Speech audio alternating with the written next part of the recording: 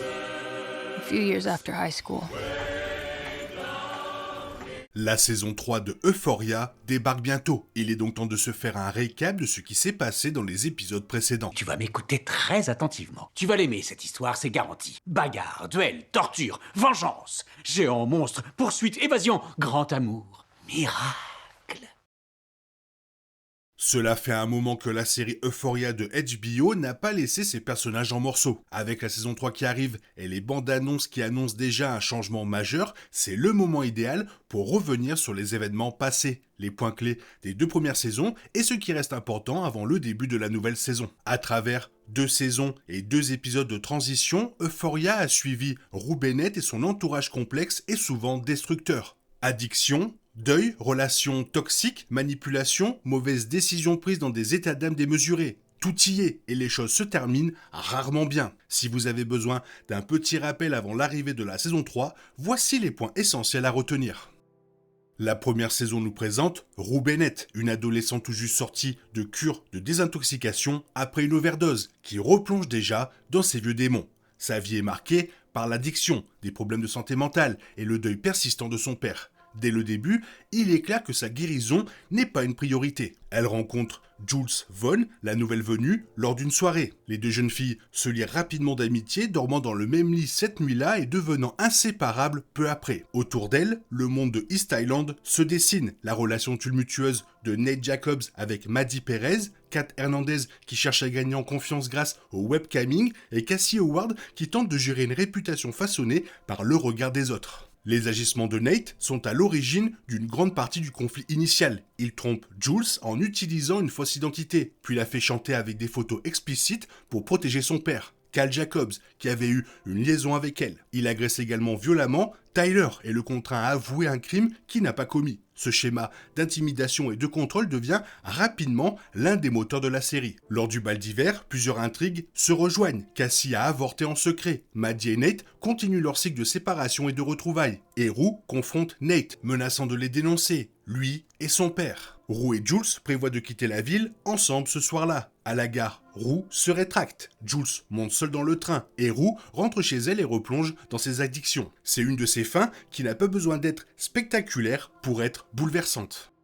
La saison 2 reprend alors que Rue continue de consommer. Elle commence à cacher sa dépendance tout en maintenant ses relations avec Jules et un nouvel ami, Elliot, lui aussi toxicomane. Les deux s'encouragent mutuellement dans leur addiction, même si Jules commence à se méfier du comportement de Rue. La situation de Rue s'aggrave lorsqu'elle convainc Laurie de lui avancer une valise pleine de drogue, dans l'intention de la revendre. Au lieu de cela, elle continue à consommer, se mettant ainsi immédiatement en danger. Lorsque sa mère découvre la valise et s'en débarrasse, Rue se retrouve avec une dette importante envers Laurie. Comme souvent, ce plan était voué à l'échec dès le départ. S'ensuit l'une des scènes les plus intenses de la saison. En plein sevrage, Rue s'en prend à sa famille, révèle à Maddie la relation entre Cassie et Nate et fuit la police à travers les quartiers et les maisons avant de finalement se retrouver chez Laurie. Elle s'échappe le lendemain matin, mais la menace persiste. Parallèlement, Cassie entame une relation secrète avec Nate après l'avoir rencontré le soir du Nouvel An. Leur relation s'intensifie rapidement, Cassie devenant de plus en plus dépendante de son approbation.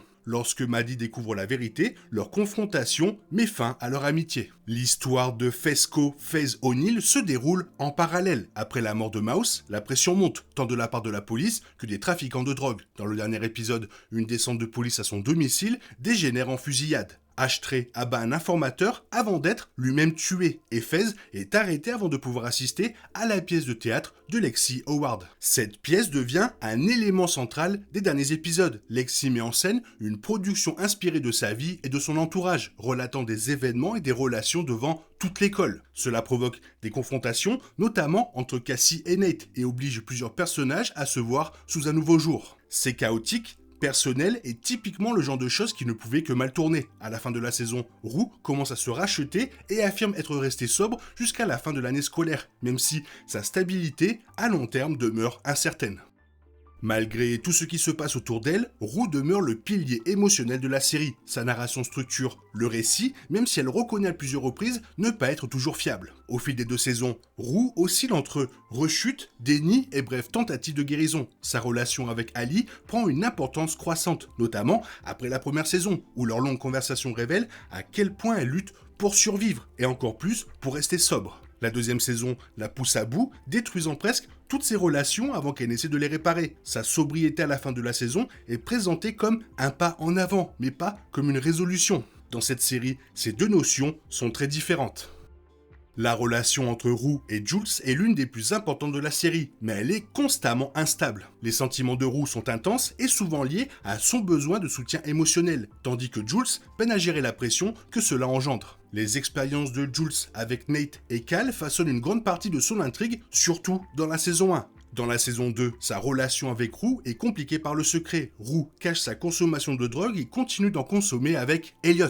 Lorsque Elliot révèle la vérité, leur relation se brise. À la fin de la saison, un lien émotionnel subsiste entre eux, mais sans véritable résolution. Cette tension latente fait partie intégrante de leur histoire depuis presque le début.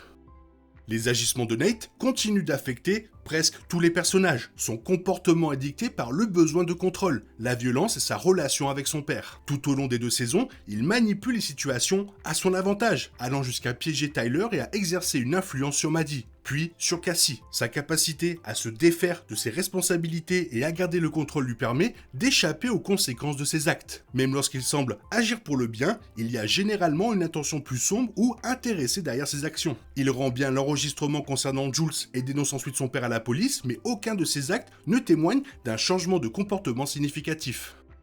Le rôle de Fez prend une ampleur considérable dans la saison 2, le plaçant au cœur de l'intrigue criminelle. Sa relation avec Rue demeure importante, mais son lien avec Lexi révèle une facette plus personnelle de son personnage. Cette intrigue se termine brutalement dans le dernier épisode, suite à une escalade des tensions avec les forces de l'ordre, une perquisition à son domicile dégénère en fusillade. Ashtray est tué et Fez est arrêté. C'est l'un des exemples les plus frappants de la rapidité avec laquelle les situations dégénèrent dans Euphoria et du peu de contrôle que les personnages exercent finalement sur les événements une fois qu'ils sont lancés. La pièce de Lexi devient un élément central de la saison 2. Puisant directement dans sa vie et ses relations, elle recrée des moments clés impliquant ses amis et sa famille devant un public. La mise en scène provoque de nombreuses confrontations, notamment pour Cassie, qui interrompt la représentation, et Nate, qui réagit vivement à la façon dont il est dépeint. En montant la pièce, Lexi passe d'observatrice à actrice, influençant le récit au lieu de simplement le regarder se dérouler. Après être resté si longtemps en retrait, ce changement est important. La relation entre Cassie et Nate devient l'un des principaux conflits de la saison 2. Après leur rencontre le soir du Nouvel An, ils commencent à se voir en secret. Cassie cherche de plus en plus à capter l'attention de Nate, modifiant son apparence et son comportement pour correspondre à ce qu'elle croit qu'il attend. Parallèlement, Maddie est de plus en plus attirée par Nate. Lorsque Maddie découvre la vérité, la confrontation entre elle et Cassie met fin à leur amitié. Les conséquences de cette rupture se font sentir tout au long de la saison, et la série ne leur laisse aucun répit.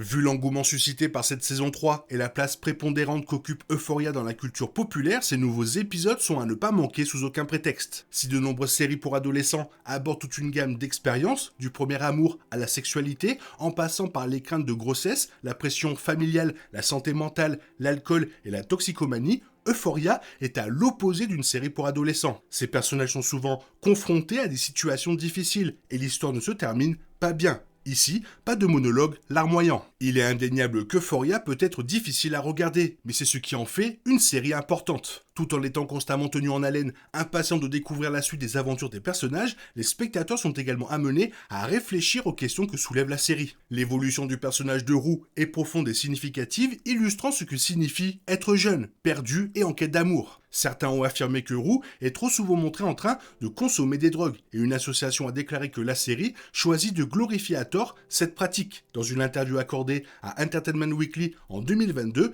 Zendaya a déclaré « Notre série n'est en aucun cas une fable morale, destinée à dicter aux gens comment vivre leur vie ou ce qu'ils devraient faire. Au contraire, l'objectif d'Euphoria, ou quel que soit notre but depuis toujours, est d'aider les gens à se sentir un peu moins seuls face à leur expérience et à leur douleur, et peut-être de leur faire sentir qu'ils ne sont pas les seuls à traverser ou à affronter ce qu'ils vivent. » Deux choses peuvent être vraies en même temps. Certains considèrent Euphoria comme une série problématique. Elle explore effectivement des situations auxquelles les gens sont réellement confrontés. Plutôt que de montrer Rue faisant la fête dans une intrigue volontairement débridée et choquante, on découvre le processus complexe de guérison qui se met en place après sa cure de désintoxication, ainsi que sa résistance à toute intervention.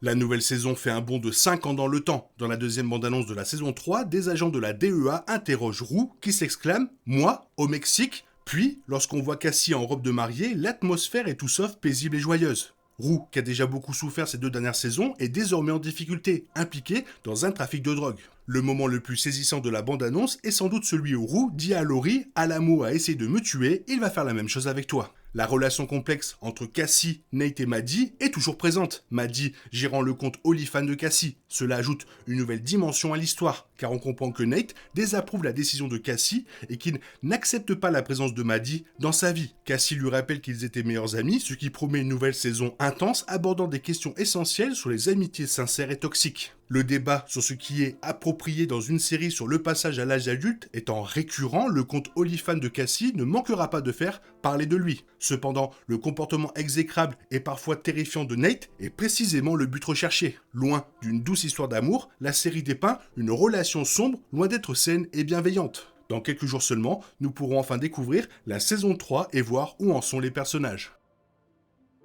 Qu'une chose à dire, il me tarde de voir ce qui se passe avec Roux dans la saison 3. Toi, qu'est-ce que tu en penses? Qu'est-ce que tu aimerais voir? Fais-le moi savoir dans la zone commentaire. Et sinon, comme d'habitude, bisous bisous, bye bye. T'es toujours là, toi? C'est fini. Rentre chez toi. Allez, dehors. Dai, dai, dai.